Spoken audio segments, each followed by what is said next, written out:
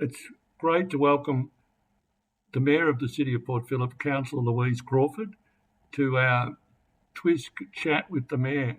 So how are you today, Louise? I'm really good and glad to be back. That's good. Now, I guess the big news for the community here is that the Ian Gray report is going to come to Council on the 21st of May. So I understand you've already got the report, but what's going to happen on the 21st of May and what will happen after that? Yes, so we're tabling the report as such, and I think the community will be impressed with the report, having seen it myself. The idea of the report was a starting point to feed into our overall community safety plan. So then we will open up for initial community consultation on community safety more broadly, and the Ian Gray report will be part of that people can comment on or support, but it's part of the bigger consultation. So that will happen on starting from the 21st. And that consultation runs, can you remember till when? Is it September or October? Well, there'll be two touch points. Yeah. This will be the first touch point. So it'll be a usual consultation time. I actually don't know the date. It'll be 3 or 4 weeks.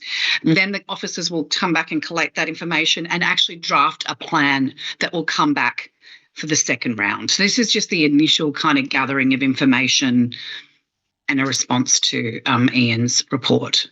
Okay, so look, I understand it's a big report, and I've heard that it's really good as well.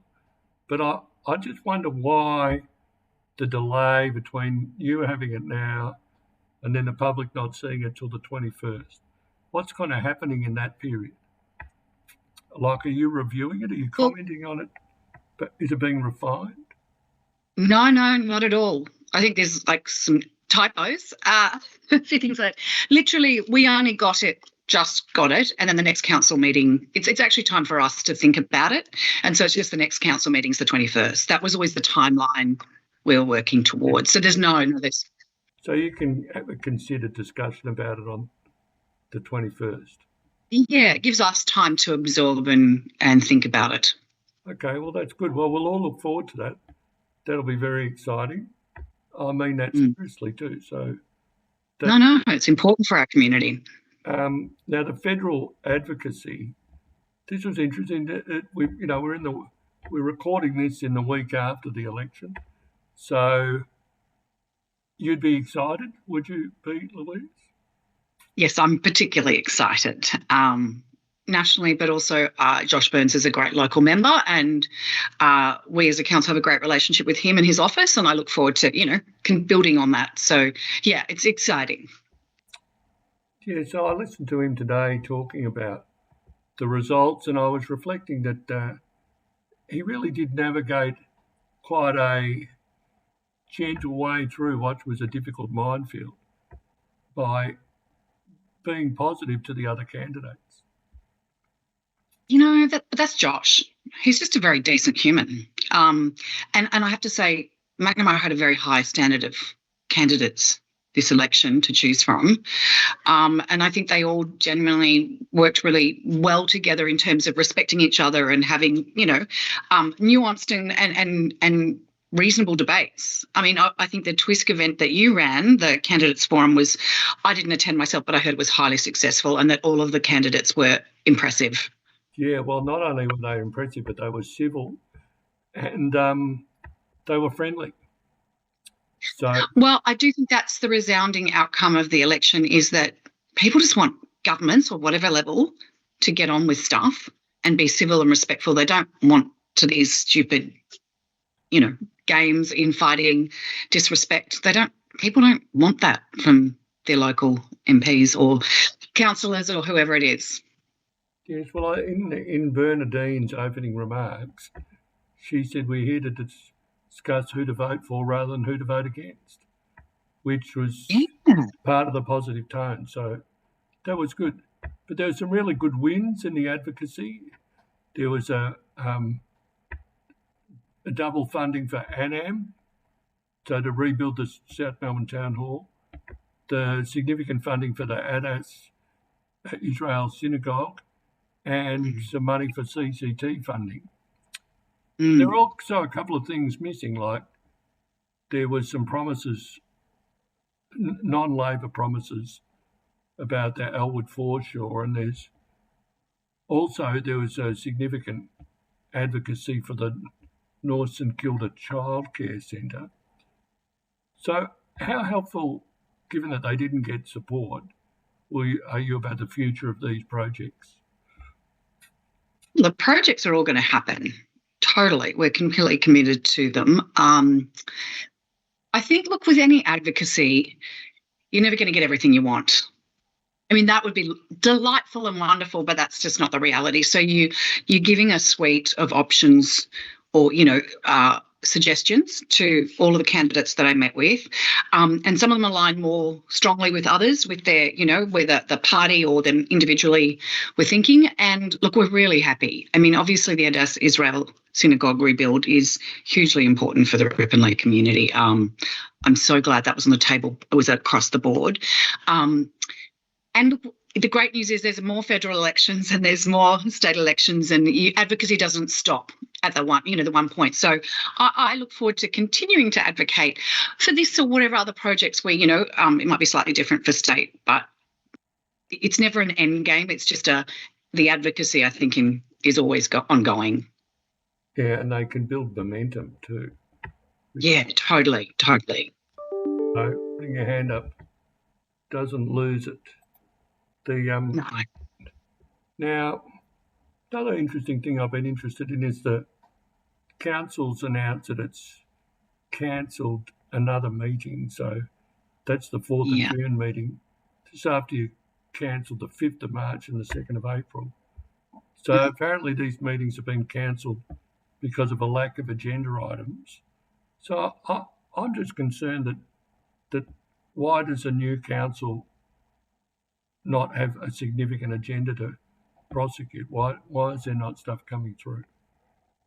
I don't think you could interpret it as not having enough of an agenda. We're actually working through. So let me reassure you that time is not, we're not having a night off. We're there, we're continuing to work on, we have been on the council plan and briefings and getting a new council up to being informed across things. And in the city of Port Phillip, there is always something happening. So it's actually been that just in the timing of a lot of things, they've just kind of fallen and where we can put them all in one meeting.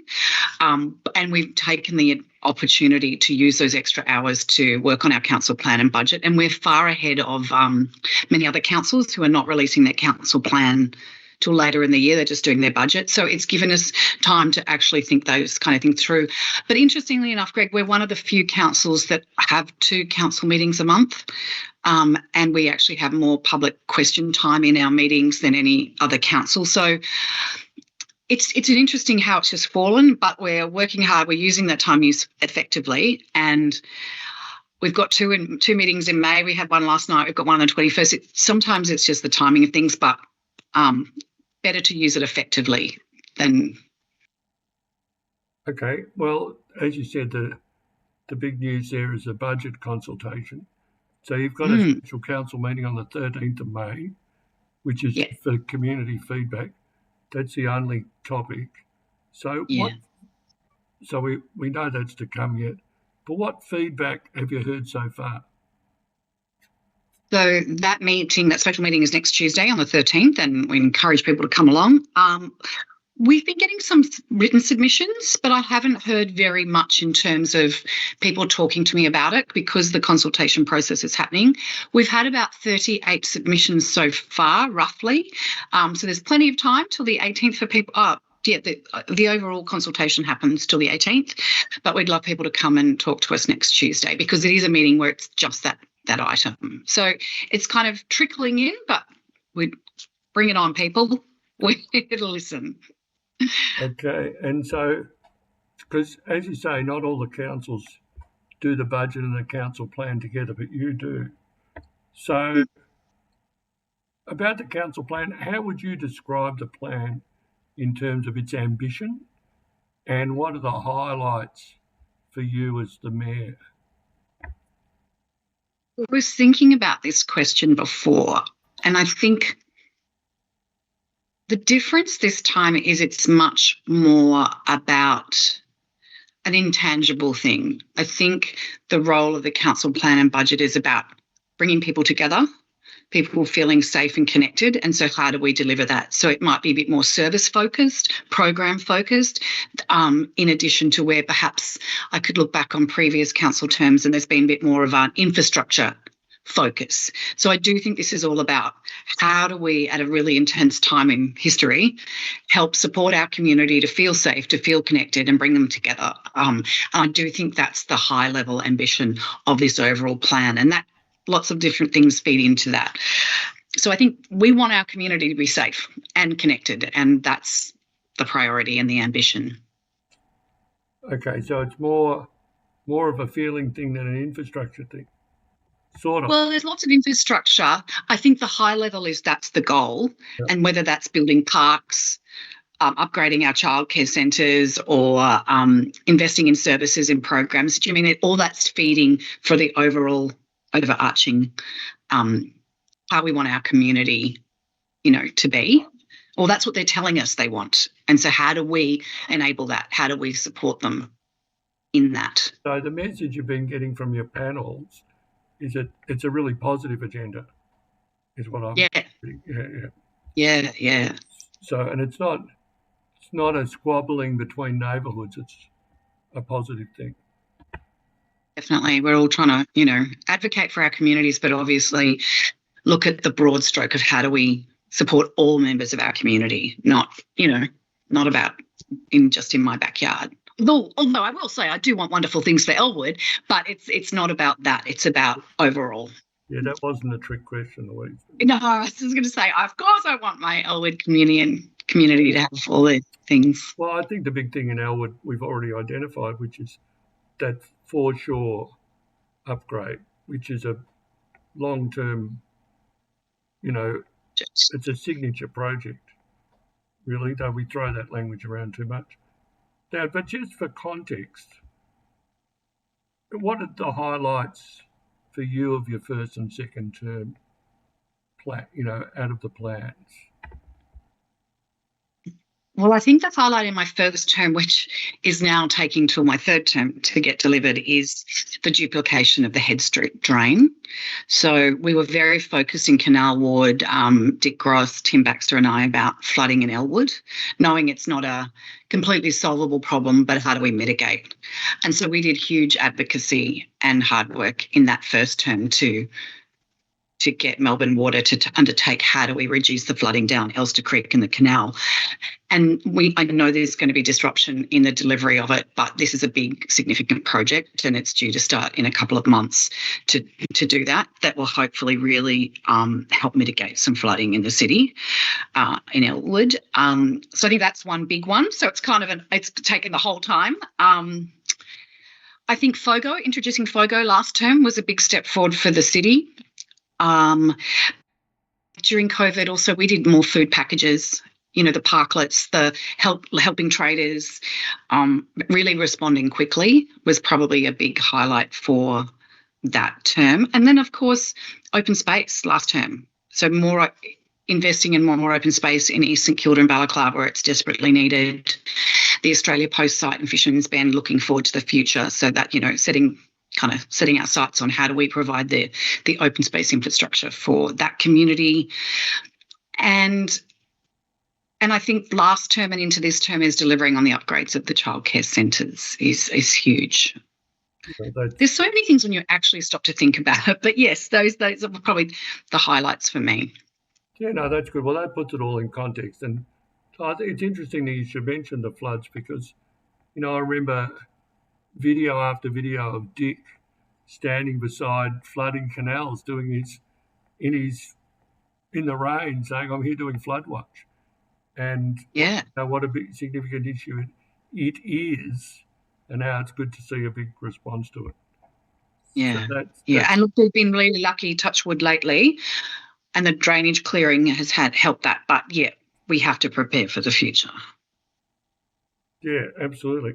Okay, well, look, that's good. And what do you think the feedback has been back about the cuts to the St Kilda Festival?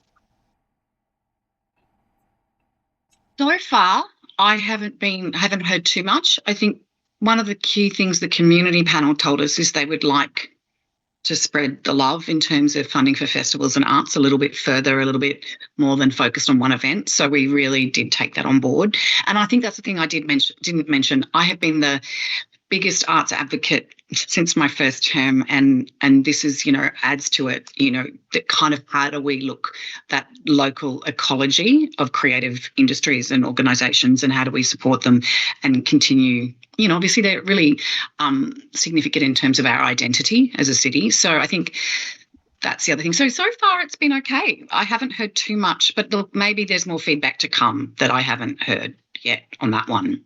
Well, the feedback that I've heard Yeah, please tell me. was generally positive, but there was a question on how is the reallocation to the arts going to be, what's the philosophy behind that? And the people wanted to know more. So I guess that's part of the point. More will be revealed about how you're going to do that. And that's a part of we're trying to work through. Yeah, we wanted to hear from people. We want to think it through. We just know that money is there for sort of arts and community, and how do we use it? That's what we're waiting for the consultation to kind of finalise. And maybe it's just a bucket that sits there and we might take steps. We don't have to spend it all in that one moment. If we're not sure, I'd rather take time to figure out, how to best use it. Okay, well, that's great, Louise. We've covered all my impertinent topics, all 5 of them. So I really appreciate that. And, I look forward to doing this again another time when I'll have more impertinent questions. So, Hey, thank you so much. Good on you, Louise. Thank you. Okay, great.